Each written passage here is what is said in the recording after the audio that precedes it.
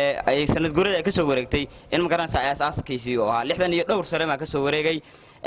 haddaba waxaan rabaa inaan hadalkayga laba qodob ku soo koobo bal waxa weeye wax yar oo taariikh oo calanka ku saabsan inaan jeediyo marka hore kadibna waxa weeye bal xaaladiisu xagee maraysaa inaga maxay in kaga gudboon maxaan samayn karnaa xaaladeenu xagee maraysaa dadkii maalinta joogay ee asaasay maxamed cawaali liibaan oo ugu horeeyay calanka dhidibada u taagay inaga farqi ma inoo dhaxeeya سوى أنا إذا وذا الشيء قبل كم سكال بقول كتير عفرتي لبي تون كأكتوبر بعالم كان لذي بدل لو تاعي واحد فكرة دي سيناش قديم تسجود لها الله هون حريستو ودين الصوماليين محمد عوال ليبان وحنا يبقى وبرينا إنه كنا دي كوساقو وحنا مالنا يلا بدك كودي إنه دنتي كندا كود دنتي رنتي مالن تاس واحد هيد مالن أنو وحوي كوسو درسناي أما أنا وحوي يلاناي أنا قلنا يدد وحوي أدون كلا عن قوسية هاي dad waxa weey ku sharfan oo lagu aqoonsado calanka quruxda badan ee waxa weey ugu kamid ah ama waxa weey ugu waaweyn calaamada ugu quruxda badan adduunka ama waxa weey dadka calaamada sameeysta dadka ugu sharafta badan aynagu nahay runtii calankaas maalinta aasaaskiisii dadku waxay ahaayeen iyo xaaladdu sida ay ahayd iyo anagu si aan nahay farqi weyn baa inoo dhaxeeya maxamed cawaali liibaan maalintu asaasay 1944 iyo maanta dadkeena jooga dhalinyarada maanta joogtay iyo dhalinyaradana maanta waxa moodaa farqi weyn inuu inoo dhaxeeyo calanka arkaysaan ee halka ka babanaya runtii waxa dareemi karaan ama aad ogtiin inuu soo daatay dhiig Soomaaliyeed in ay waxa weey dad Soomaaliyeed ay waxa weey dhiigooda u qubeen inay gabdho Soomaaliyeed waxa weey xaawataaka ay ka mid tahay ay dhiigeeda u soo qubeen ay u soo difaaceen ay waxa weey wax walba u soo cuneen dhalinyarada maanta waxa moodaa inay qiimo weyn calanka ay ku lahayn maanta waxa weeye waxaan mudan yahay inaan maanta waxa weeye maanta dhan quraxda u fadhino saan ugu dabaaldegno aanu istareensiina qiimaha uu nagu leeyahay iyo sharafta uu naga mudan yahay calankeena sharfan dhalinyarta waxa looga baahan yahay dadkii maalintaas joogay iyo maanta dadka jooga farqi weyn baa u dhaxeeya waxaan u baahanahay kulli gaarimayne inaan wuxuun kaga dayano sareeyo calankaygo sumadii wadankaygo cirka kii oo kaayo sanad gooro wanaagsan sareeyo dabcigaygo waxa saaka ku taabsiyo waxa soo marto oo dhan amba waan la socdaay sanad gooro wanaagsan sida aad tahay maantiyo noloshaada sirteeda sanadihii u dambeeyay wixii aad ku sugnaaday amba waan la socdaay sanad gooro wanaagsan sadirgayga iyo laabtiyo sanbabkayga dushiisiyo iga yeer sawirkaago samahaaga iyo guuliyo inaad soo noqoto samada ka hilaacdee satirtaada baryaayo silix kuma rajeeyo sanad guuro wanaagsan cabdilaahi suldaaniyo sareeyo ma nuqsaamow kana siib kana saar markaan soo yar xasuusto saydiya ilmadaydo naftu saxiixad ka diiday sanad guuro wanaagsan waxaa ku saabsan tahay tixda yarta calankeena Soomaaliya haddana astaanta lagu yaqaan calankeena Soomaaliya Soomaaliya tooso isku tiirsadaye cadba keena tandaraye taageera warigeena isbaana mahadiya cawaanka bilahaaway casiis baana mahadiya waxaan ku casuumay hadalkayga kuna cabiray waxaan ku casuumay hadalkayga kuna cabiray calanka Soomaaliyeed oo cirka u eka calankan waa loo halgamay kuma iman ciyaar cuqaashi taagay waxay calanka u mudeen cuqaashi taagay waxay calanka u mudeen calaamadu taagan Soomaali cayn walbaba calaamad midaysa Soomaali oo camiran calaamadii nabadda waa caadilkay ka dhigay calanka Soomaaliyeed oo ciriir hagelin cawaale calankaygi cadowgaagu hoos galo cawaale calankaygi oo cadowga jabo cawaale calankaygi xidigtaada cadow ma helo abidka circiirin wariigana cala wale dhaalinta soomaaliyeheedow warkayga dhuux dhaalinta soomaaliyeheedow warkayga dhuux calankuyuu dhaqahaaqin welihigiina dheheli noqon calankuyuu dhaqahaaqin welihigiina dheheli noqon dhabarka ku xambaaro waajibkiisu yuusan dhicin dhabarka ku xambaaro waajibkiisu yuusan dhicin dhammaan caalamada adduunku ka dheesitaaye dhaliilka ilaasho abidkiisna yuusan dhicin dharaartaan joogna salaahan baanu dhiibayaa dharaartaan joogna salaahan baanu dhiibayaa dhammaantiinu saacabtumoo soo dhawow ku dhaha dhammaantiinu saacabtumoo soo dhawow ku dhaha uba ka siisitaa qaybihii dambe ee barnaamijka ay kusoo siqanaa maadaama waa qorax fadhidaaneen haatana waxaan rabaa inaan u yeero arday ka mid ah ardayda dugsiga dhex sare ee alxikma ardaygaasoo ka mid ah fasalka form 2A kana tirsan xumin ururka iskuulka alxikma ee tiim kobciya markaan haddaan wax yar ka hormariyo cabdulaahi tiimka wuxuu yidhahda waxa kaga qayb qaadanayaa maasadaas wuxuu sheegay inuu isagu tiriyay oo u asteeyay maanta insha Allah Cabdulaahi Maxamed Cali inay la soo dhaweystaan ayaa rajeynaya isaga ku wareejinaya mikrofoonka aan weeye saako dhammaan cidii dhulkeena ay wada kacaaneen caruur iyo ciroolaba calankay u wada kicin oo loo wada ciyaarine caruur iyo ciroolaba calankay u wada kicin oo loo wada ciyaarine cishahaad noo dhalatay dhammaan weer calaanadii way naga caraabeen cishahaad noo dhalatay dhammaan weer calaanadii way naga caraabeen cilcilowa galabtii dhammaan culummo iyo cataabo way wada duceeyeen casarliiqa galabtii giirmaala soo curay casarliiqa galabtii giirmaala soo curay cilcilowga hameenkii dhammaan cataabkii gaajada ciidaaba lala simay dhammaan cataabkii gaajada ciidaaba lala simay cudud baanu noqono adduunyadan ku caano garta soo dhiciyo weligood cudud baanu noqono adduunyadan ku caano garta soo dhiciyo weligood calankayga bilano waxaa tahay cirka oo kale cidna kama qarsoontide qofka hadduu meel kasta tago calankayga waa la socda waayo waa hawadoo kale cirka oo kale cidna kama qarsoontide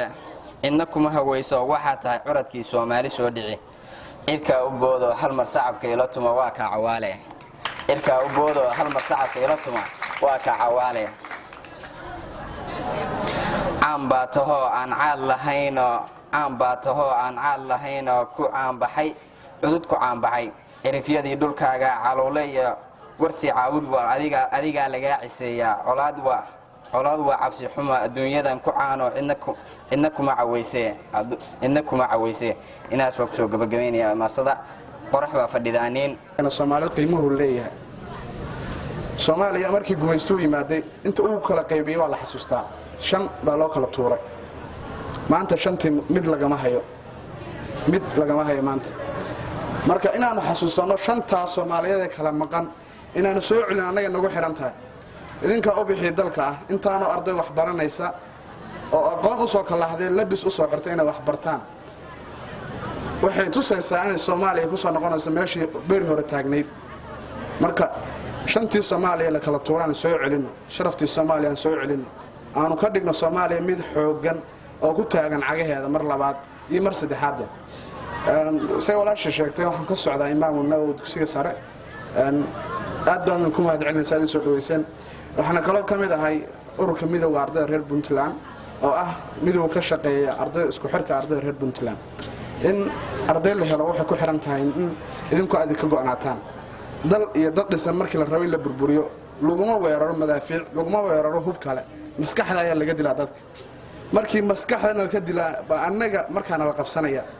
Soomaaliya markii la qabsanayay madaafiic laguma soo weeraray dadkii baa la isku daro maskaxda baa laga dilay waxay ahayd maanta nooleynta iyo qadarinta iyo korqaadida calanka ama calanka ummadda Soomaaliyeed astaanta dalkeena iyo dadkeena inaynu mar walba xusuusanahay qalbigeena ay ku weyn tahay hadalka meesha ka noolay waa hadalkii uu yiri sirgaashaan oo ahaa muhiimaddu maradan yar ma aha muhiimaddu waa wadaninimada haddii wadankii aynaan isagii jeclayn oo qof walba waxa kaga aadan uusan qaban calankani waa astaantii dalku lahaa ama qaranku lahaa marka qarankii iyo dalkii haddaadan noolayn hadda marada maalin aad maxaan ku yidhahdaa xusid ama aad waxba ku tari mayso muhiimaddu waa waddaniyadu inay kugu jidho haddaba muhiimaddu waxay tahay adigu kaalin intee leeg baa ka qaadan kardhaa dalkaaga iyo waxtarkiisa qof walba heer bay u joogtaa dowladda iyo madaxweynaha iyo wasiiradiisa maxaan ku yidhahdaa waalidiinta iyo dadka waaweyn dhallinyarada yaryar ee iskuullada waxbarashada ku mashquulsan iyaga dowrkoodu muxuu yahay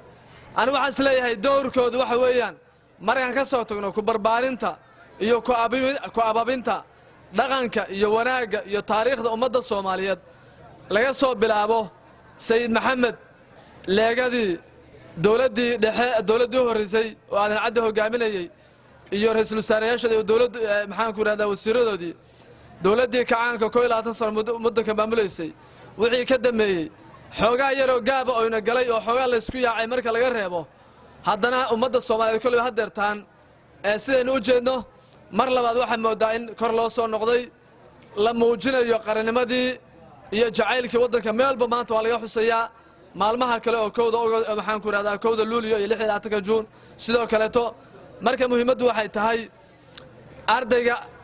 bartaha ah ee dhallinyarada waxaa kaga aadan dhulkiisa iyo waddankiisa waxaa kaga aadan aniga waxay tahay waxa waaweyn wuxuu qaban karo waxa weyn waxa qaban karo oo ay ka mid tusaale ahaan nadaafadda baa ugu weyn baan isleeyahay ma samayn karnaa hadda tusaale ahaan dariiqadana waxaa arkaysaa wasakhdii baa lagu daadinayaa biyihii iyo xalkii baa lagu daadinayaa gabar walba ma samayn kardhaa inay iyagu gurigooda ka bilowdo inay dariiqa hortooda nadiif yahay oo wax lagu daadin isaa ma la samayn karaa isla markaana xaafadaha dariskaaya dhinac walba ay ku dhiirigelisid in nadaafadda ay ku dadaalaan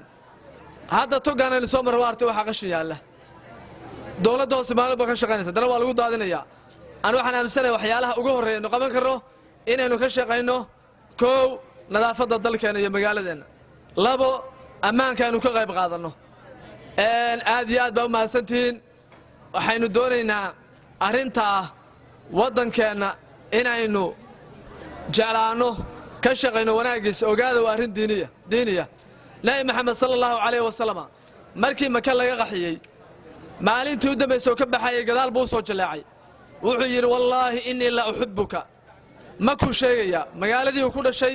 ku barbaaray 40 iyo ka badanba uu ku gaaray aabbihii ku dhashay deegaankooda had markii laga buriyey dib buu u soo jaleecay wuxuu yidhi wallaahi innii la uxibbuka ilaah baan ku dhaartay makoy waan ku jeclahay walowlaa anna qowmaka akhrajuunii haddaanay qoladaadu iga kaa saarin weligay kaama baxeen halkaa waxaa laga fahmay xubbul waddan iyo jacaylka waddanku inuu yahay shay diiniya jacaylkaas la sheegaya ma aha mid qabyaaleeda waxa weeyaan de waddankaa ku nooshahay ku cibaadaysanaysid ku dhalatay ku ceeshaysid inuu kugu wen yahay qadarisid difaacdid cadowga ka difaacdid soo ma jeedid arrintu muhiimaddu waa intaas waxaan idin leeyahay dhallinyaro sidii laynoo sheegay oo raggii hore oo maxaanku idhahdaa wasiirgaashaan oo ka mid ahaa iyo maxaanku awaanintaadaan ka hadashayba aad iyagoo mahadsan aynu ka shaqayno waddankeenna iyo horumarkiisa laakiin qof walba wixii kaga aadan adiga waxaa kaga aadan 1 horeynu u sheegnay 1 waddaniyada waxaa ka mid ah ilaalinta deegaanka iskuulka baa 1 ka ah dhirtiisa agabkiisa miisaskiisa kuraastiisa biyihiisa waxyaalahaasoo korontadiisa inaynu ilaalinno waddaniyadday 1 ka tahay maxaa yeelay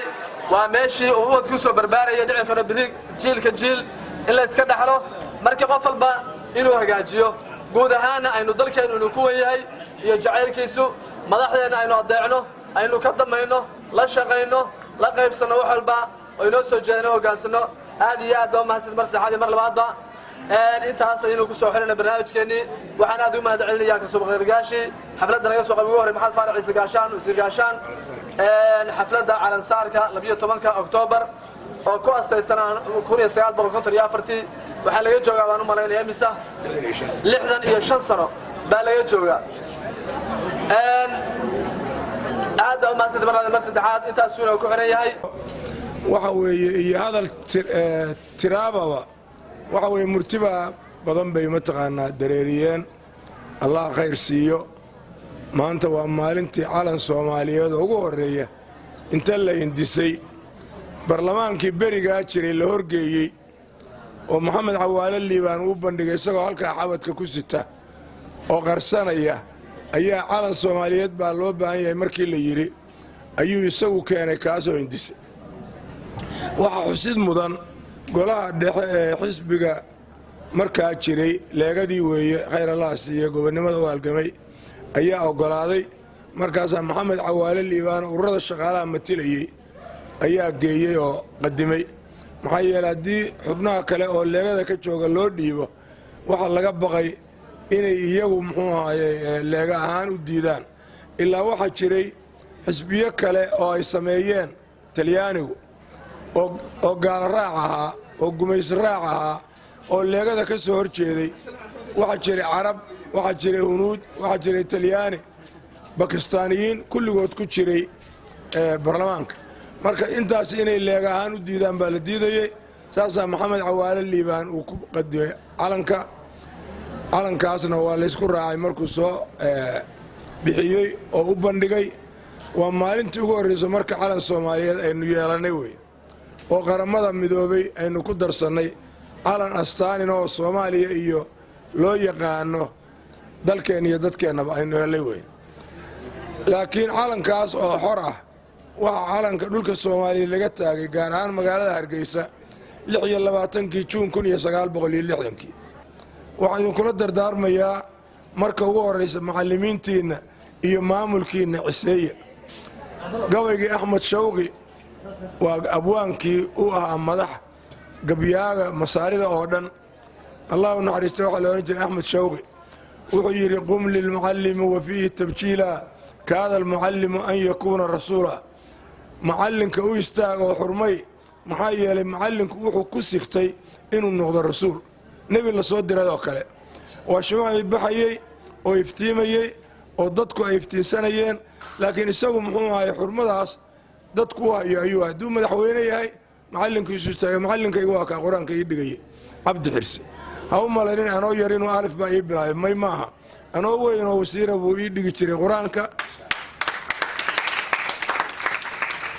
maantana isagaa ila soo hadlay wuxuu yidhi iskoolka xigma